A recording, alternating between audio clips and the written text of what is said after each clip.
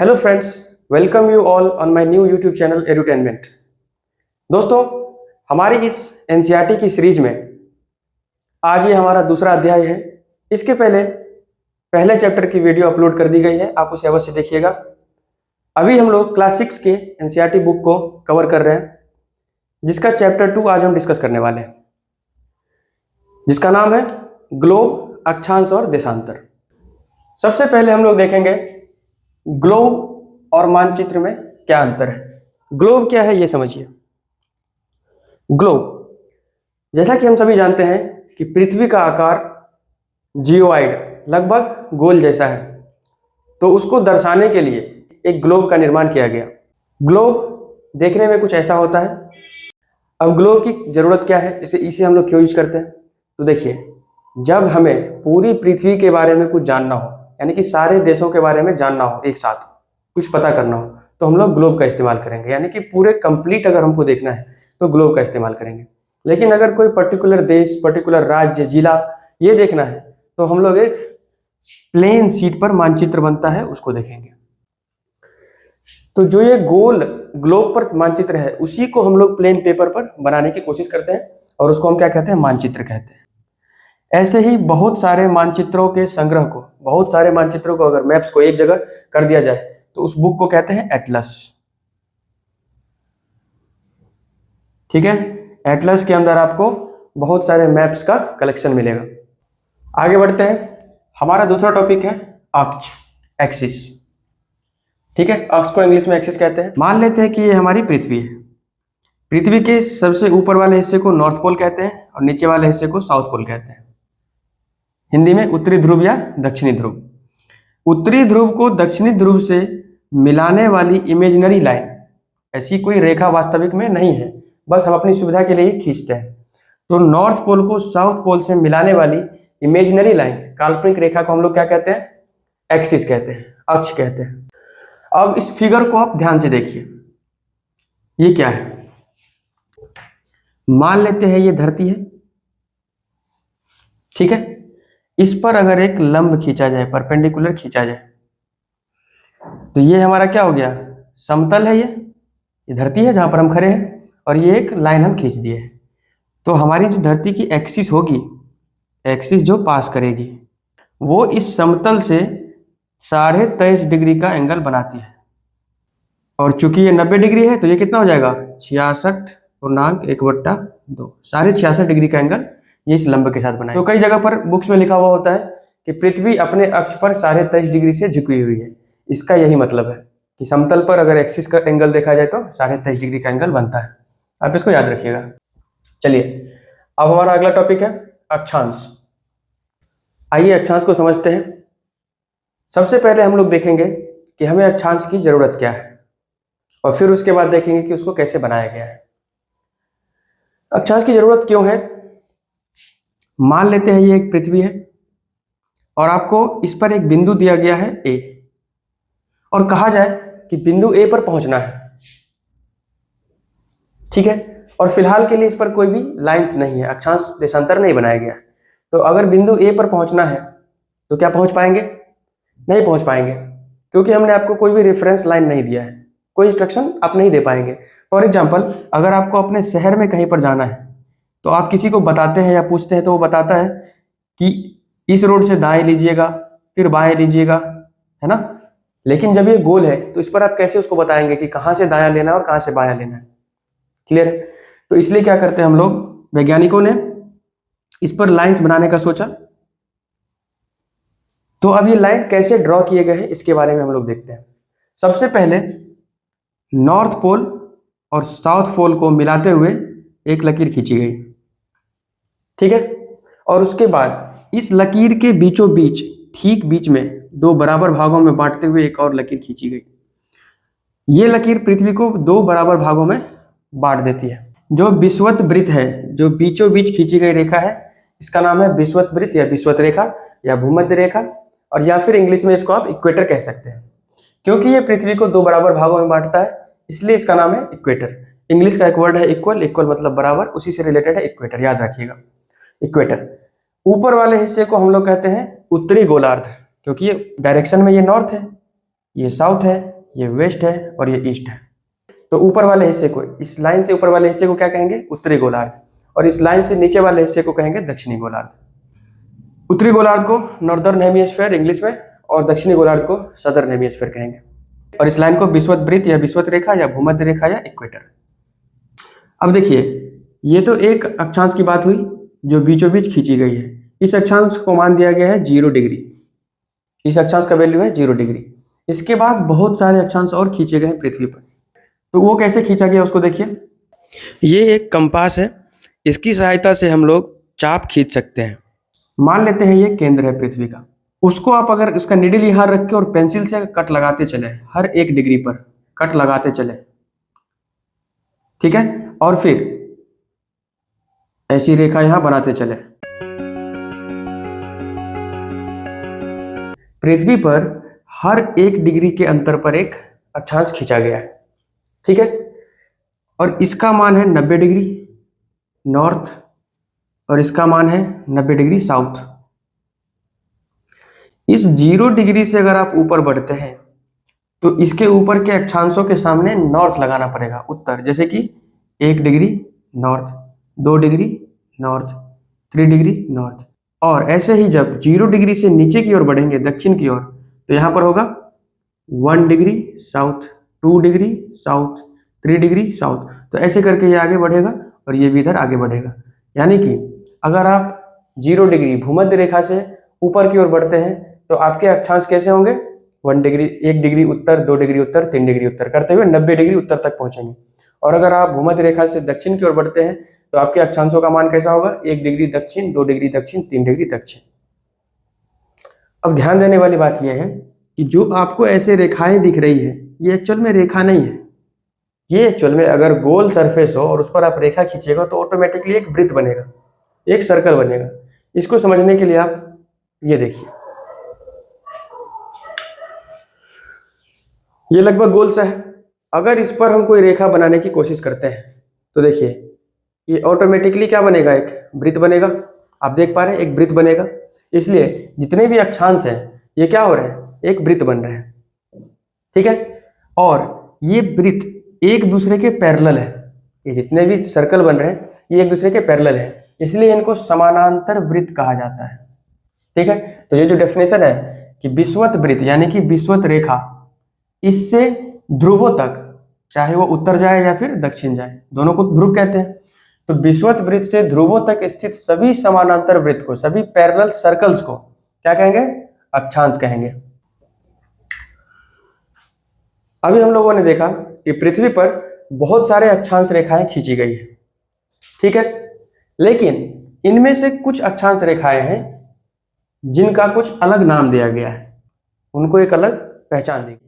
भूमध्य रेखा से 23.5 डिग्री उत्तर यानी कि ऊपर की ओर अगर बढ़ते हैं, 23.5 डिग्री उत्तर पर जो अक्षांश रेखा है उसका नाम है कर्क रेखा।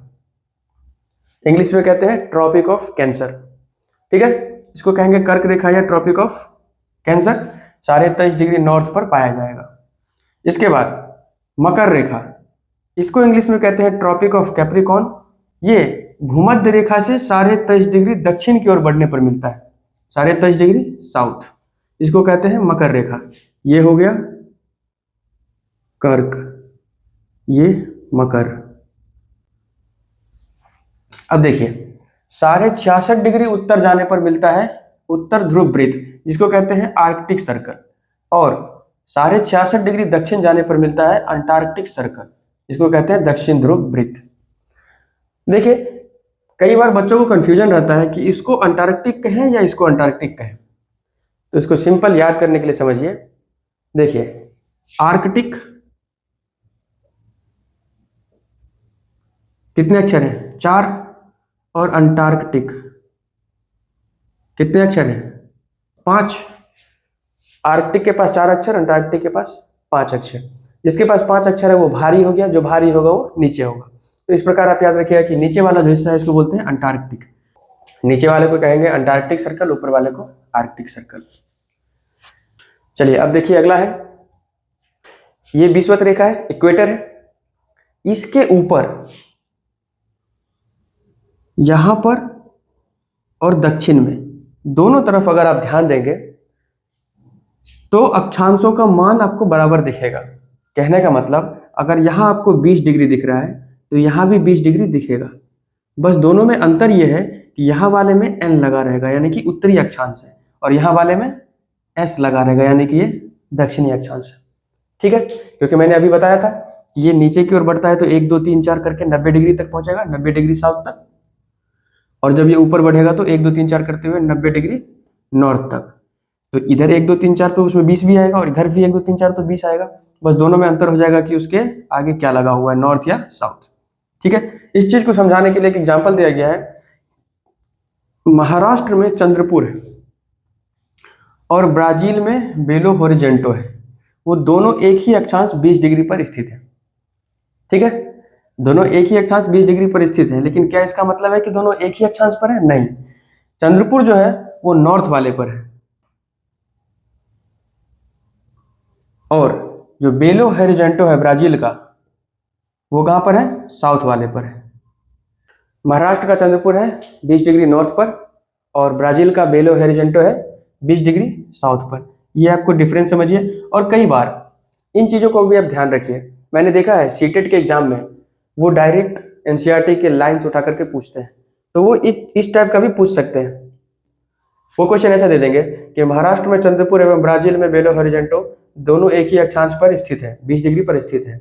और वो ऐसा बोल देंगे कि चंद्रपुर है 20 डिग्री साउथ पर और ब्राजील है 20 डिग्री नॉर्थ पर, तो वो गलत हो जाएगा क्योंकि चंद्रपुर तो 20 डिग्री नॉर्थ पर है।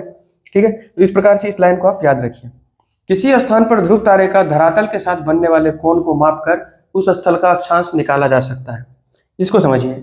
मान लेते हैं कि कोई व्यक्ति धरातल पर खड़ा है और वो ध्रुव तारे को देख रहा है, तो इस जगह से ध्रुव तारे का क्या एंगल बनेगा, क्या कोण बनेगा, उसको अगर आप माप सकते हैं अनुमान लगा करके, तो जितना इसका मान आएगा, मान लेते हैं मान आता है 60 डिग्री।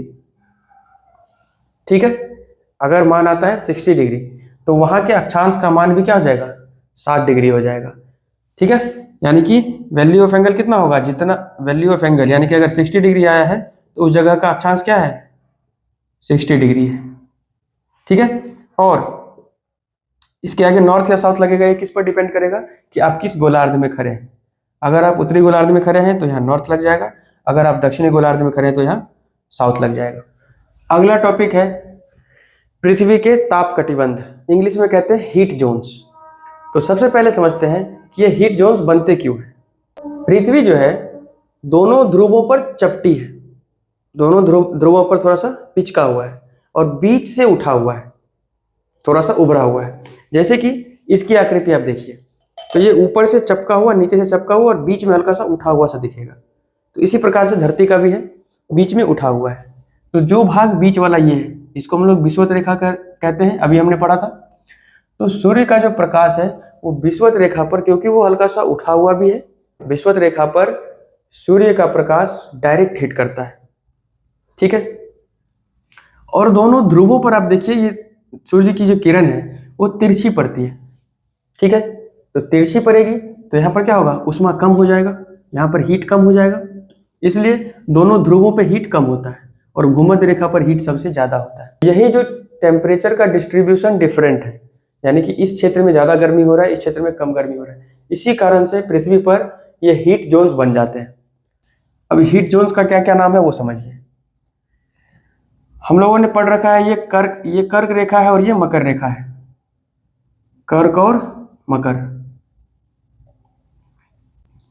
कर्क रेखा और मकर रेखा। और इसको समझने से पहले एक बात और समझिए, सूर्य जो है वो पृथ्वी के कर्क से लेकर मकर रेखा के बीच में ही मूव करता है। ठीक है, यानी कि सूर्य की जो स्थिति है वो पूरे साल में यहां से लेकर यहां, इसके बीच में ही सूर्य रहेगा, यानी कि इस लाइन के नीचे कभी भी सूर्य नहीं जाएगा या इस लाइन के ऊपर सूर्य नहीं जाएगा। ठीक है, यानी कि इन दो लाइन के बीच में हमेशा गर्मी ज्यादा रहेगा। ठीक, गर्मी ज्यादा रहेगा तो उस एरिया को उष्णकटिबंध नाम दिया गया है। उष्ण मतलब गर्मी, यानी कि कर्क रेखा से मकर रेखा के बीच का जो क्षेत्र है वो क्या है? उष्णकटिबंध है, और उसी को इंग्लिश में कहते हैं टॉरिड जोन। दोनों एक ही है। ठीक है, टॉरिड जोन या उष्णकटिबंध, कौन सा क्षेत्र हो गया? ये दोनों। ठीक है, इसके बाद कर्क रेखा से इस सर्कल को क्या नाम देंगे? आर्कटिक। तो कर्क रेखा से लेकर आर्कटिक वृत्त तक जो क्षेत्र है इसको कहते हैं हिंदी में शीतोष्ण कटिबंध या फिर टेम्परेट जोन।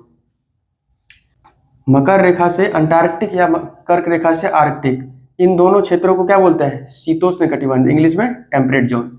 ठीक है। और फिर एक अंटार्कटिक सर्कल से लेकर दक्षिणी ध्रुव साउथ पोल तक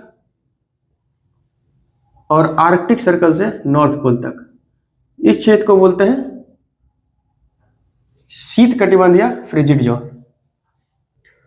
आइए दोस्तों, हम लोग अपना अगला टॉपिक देखते हैं, देशांतर, जिसको इंग्लिश में कहा जाता है लॉन्गिट्यूड।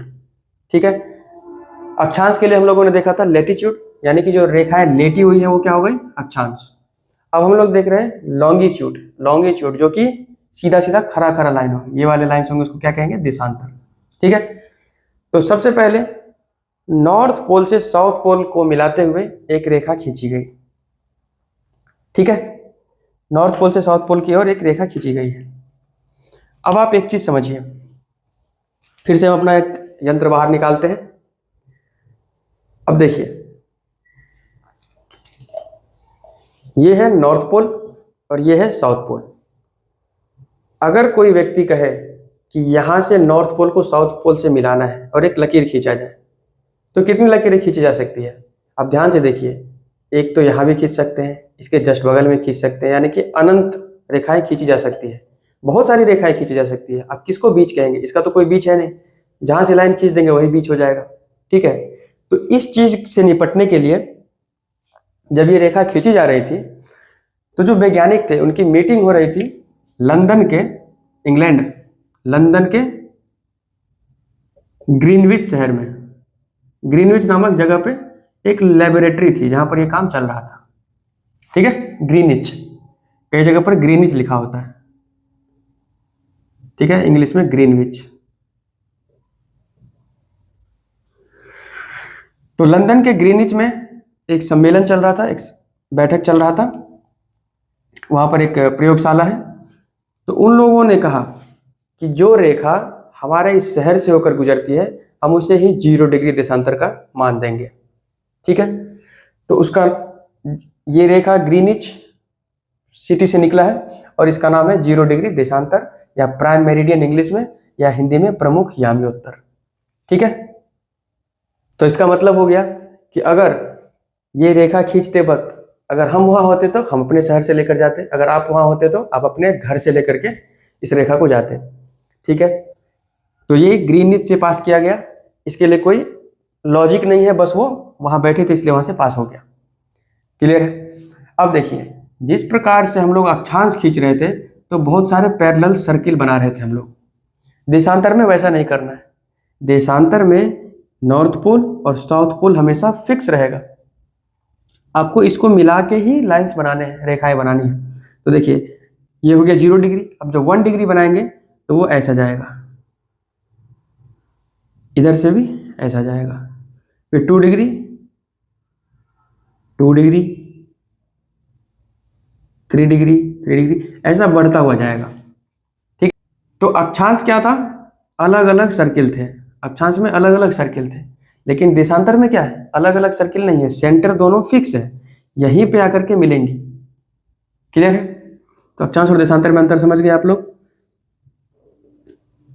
तो अगर दोनों को एक साथ बनाया जाए, अक्षांश और देशांतर दोनों को, तो ये तो अक्षांश हो गए, और अगर देशांतर बनाया जाए तो वो ऐसा होगा।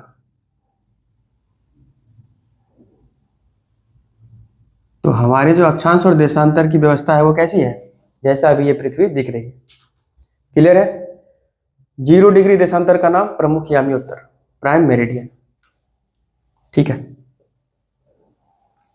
और अब ध्यान देने योग्य बात है कि ये जो 0 डिग्री याम्योत्तर है,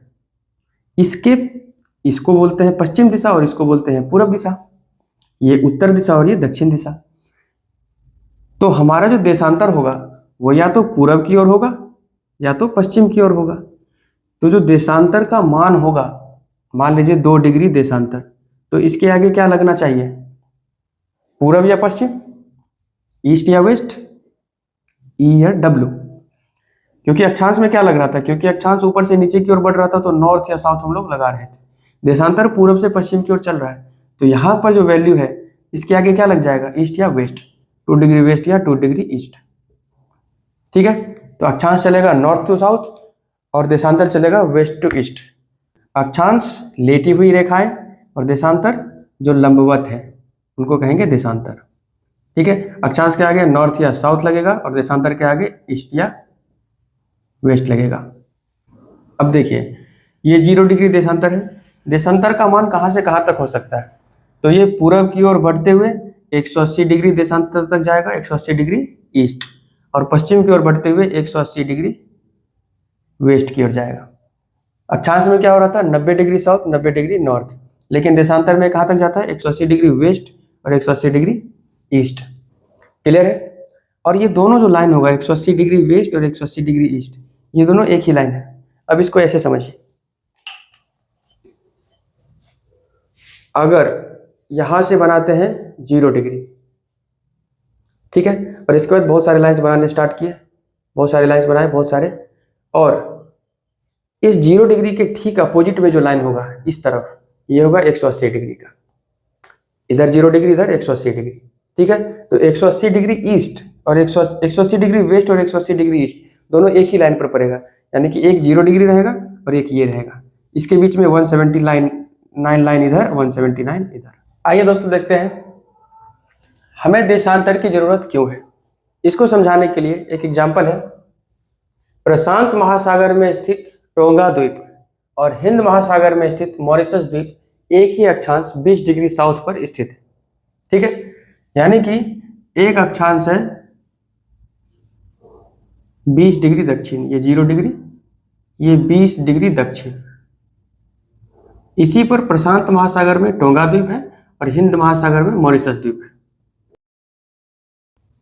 अब दोनों एक ही अक्षांश पर स्थित है। ठीक है, लेकिन दोनों को अलग अलग पहचानने के लिए हमें क्या है, यहां भी अगर देशांतर रेखाएं खींच दी जाए तो हमें आसानी से समझ में आ जाएगा। मान लीजिए ये जिस देशांतर पर है और ये जिस देशांतर पर है, ये अलग अलग है दोनों। ठीक है, तो इससे इन दोनों को डिफ्रेंशिएट करने में आसानी होती है, इसलिए हम लोग क्या करते हैं, देशांतर रखते हैं, ताकि एक ही अक्षांश पर पड़ने वाले जगहों को हम अलग कर पाए। ठीक है, देशांतर एक अर्धवृत्त है। आप ध्यान से देखिए, ये जो सर्कल हम चलाते हैं ये आधे पर खत्म हो जाता है, इसके आगे इसको हम पूरा गोल नहीं कर रहे हैं, इसलिए इसको क्या कहते हैं, अर्धवृत्त या फिर हाफ सर्कल। अगला पॉइंट है, स्थानीय समय का अनुमान सूर्य के द्वारा बनने वाली परछाई से लगाई जा सकती है। आप ध्यान देते होंगे जब सूर्योदय होता है या सूर्यास्त होता है उस समय आपकी परछाई बहुत लंबी बनती है, तिरछी बनती है, और जब दोपहर का समय होता है तो परछाई बहुत छोटी सी बनती है। ठीक है, तो इससे आप किसी भी जगह पर जहां पर आप हैं, जहां पर आप खड़े हैं वहां का समय निकाल सकते हैं। ठीक है, कि सूर्योदय के समय जब आपकी परछाई बहुत लंबी बन रही है मतलब वो सुबह का टाइम है या शाम का टाइम है, या फिर अगर आप परछाई कम छोटी बन रही है मतलब दोपहर का समय है। अगला पॉइंट है, पृथ्वी पश्चिम से पूरब की ओर घूमती है। इस फैक्ट को याद करना पड़ेगा, पृथ्वी पश्चिम से पूरब की ओर घूमती है। आप देखते होंगे ये पृथ्वी है और ये सूर्य है। ठीक है, पृथ्वी पर सूर्योदय किधर से होता है, पूर्व की ओर से। तो कई बार हमें कंफ्यूजन होता है कि जब सूर्य भगवान जो है वो क्या है, पूरब से चलकर पश्चिम की ओर डूबते हैं, पूरब में सूर्योदय होता है, पश्चिम में ये डूब जाते हैं। लेकिन हम सब जानते हैं कि पृथ्वी जो है वो सूर्य का चक्कर लगा रही है। ठीक है, तो अगर ये पृथ्वी पश्चिम से पूरब की ओर चले, पश्चिम से पूरब की ओर घूमे, ठीक है, यानी कि ये वाला मोशन करे, तभी तो सूर्य इधर आएगा। समझिए इस बात को। कैसे, अगर यहां पर आप खड़े हैं, आपको अभी सूर्य यहां दिख रहे हैं, कुछ देर के बाद सूर्य आपको यहां पर दिखते हैं, क्योंकि ये इधर से पूरब से पश्चिम की ओर जाते हैं। तो इसका मतलब क्या है, ये पृथ्वी इधर की ओर घूमी है ना, घूमते घूमते घूमते लास्ट में यहां पर आ जाएगी। तो पश्चिम से पूरब की ओर इसका क्या है, मूवमेंट है, यानी कि सूर्य जो आपको पूरब से पश्चिम दिखते हैं जाते हुए, उसका ठीक उल्टा होता है, पृथ्वी जो है क्या है, पश्चिम से पूरब की ओर घूमती है। इस पॉइंट को याद रखिए, पृथ्वी पश्चिम से पूरब की ओर घूमती है। अब समझिए, पश्चिम से पूरब की ओर घूमने के कारण जो पूरब का हिस्सा है उस पर सूर्योदय पहले होगा। ये तो सब लोग जानते हैं कि सूर्योदय पूरब से होता है। तो जो पूरब का हिस्सा है धरती का, वहां पर पहले सूर्योदय होगा, और जो पश्चिमी हिस्सा है वहां पर सूर्योदय सबसे लास्ट में होगा। यानी कि टाइम का डिफरेंस होगा, कहीं पर जल्दी सवेरे होगा, कहीं पर बाद में सवेरे होगा, तो टाइम अलग अलग हो जाएगा, है ना। तो उसी को समझने के लिए अब हम लोग समझेंगे इसका महत्व समय रेखा का। ठीक है, ग्रीनिच रेखा। ग्रीनिच रेखा के बारे में बता चुके हैं कि ये लंदन के ग्रीनिच शहर से पास हुआ था, इसलिए इसका नाम पड़ गया ग्रीनिच रेखा। ठीक है, अब देखिए, क्योंकि पूरब में सूर्योदय हो रहा है यानी कि पूरब में समय पहले होगा। मान लीजिए कि यहाँ 6 बजे सूर्योदय हो गया, और अभी पश्चिम में क्या है, रात ही है, क्योंकि यहाँ सूर्योदय लेट से होगा। जब यहाँ 8 बज रहा होगा तब इधर बजेगा 6, सूर्योदय होगा। इसलिए पूरब में क्या होगा, जितना आप पूरब बढ़ते जाएंगे आपका समय जुड़ता जाएगा इस रेखा से। ग्रीनिच रेखा से पूरब बढ़ने पर समय क्या होगा, जुटेगा, और ग्रीनिच रेखा से पश्चिम जाने पर समय क्या हो जाएगा, घटेगा। इस बात को आप याद रखिएगा। पूरब बढ़ेंगे तो, ईस्ट बढ़ेंगे तो टाइम जुटेगा, और वेस्ट बढ़ेंगे तो टाइम कम होगा, नेगेटिव जाएगा। ठीक है, अब एक चीज देखिए, पृथ्वी 24 घंटे में 360 डिग्री घूम जाती है, पूरा एक चक्कर लगाती है 24 घंटे में, है ना। तो अगर 360 डिग्री घूमने में 24 घंटे का समय लगता है, तो ये 1 घंटे में कितना घूमेगी, तो इसको डिवाइड कर दीजिए 360/24, ये आ जाएगा 15। यानी कि 1 घंटे में पृथ्वी 15 डिग्री घूम जाती है। ठीक है, और ऐसे ही अगर आपको 1 मिनट निकालना है तो ये हो जाएगा 4 डिग्री। 60 मिनट, 1 घंटा मतलब 60 मिनट, 60 मिनट में 15 डिग्री। ठीक है, तो अगर कहा जाए कि 1 डिग्री घूमने में कितना लगेगा, तो 60/15, 4 मिनट। यानी कि 1 डिग्री घूमने में 4 मिनट का समय लगता है। आप इस बात को याद रखेंगे, 1 घंटे में 15 डिग्री या 4 मिनट में 1 डिग्री ये घूम जाती है। ठीक है, यानी कि अब इससे समझिए, इस ग्रीनविच रेखा से अगर आप 15 डिग्री पूरब की ओर बढ़ते हैं तो आपका समय 1 घंटा बढ़ जाएगा, और अगर इस ग्रीनविच रेखा से 15 डिग्री पश्चिम की ओर बढ़ते हैं तो आपका समय 1 घंटा कम हो जाएगा। ठीक है, फॉर एग्जाम्पल यहां पर अगर अभी 12 बज रहे हैं, ठीक है, ग्रीनविच रेखा लंदन में 12 बज रहे हैं, तो 15 डिग्री ईस्ट पूरब में कितना टाइम हो रहा होगा, 1 बज रहा होगा, और 15 डिग्री वेस्ट में कितना बज रहा होगा, 11 बज रहा होगा। उम्मीद करते हैं आप समझ पा रहे होंगे। ठीक है, और ये है 0 डिग्री, यानी कि ग्रीनिच रेखा पर जो समय हो रहा होगा हर 15 डिग्री पर 1-1 घंटा बढ़ता जाएगा पूरब की ओर, और हर 15 डिग्री पर 1-1 घंटा कम होगा पश्चिम की ओर। अब देखिए, इस ग्रीनिच रेखा से हम लोग किधर है, पूरब की ओर है।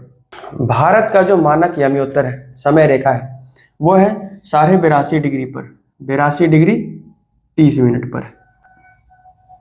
अब देखिए, ग्रीनविच रेखा से 82.5 डिग्री पूरब में है, यानी कि हमारा समय इस ग्रीनविच रेखा से आगे होगा।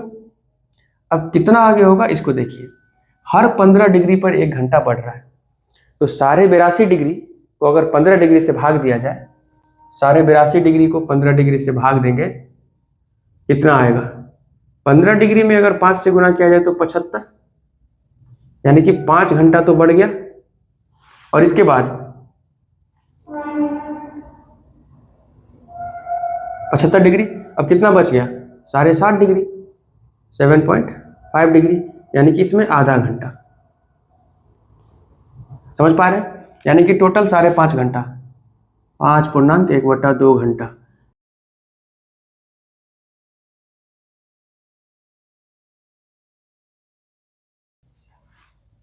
देखिए, यहां जो समय हो रहा होता है इसको बोलते हैं जीएमटी, ग्रीनिच मीन टाइम।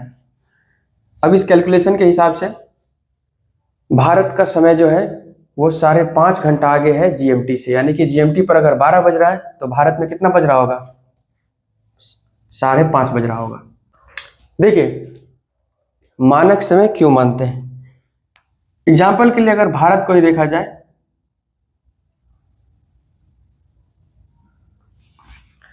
तो यहाँ से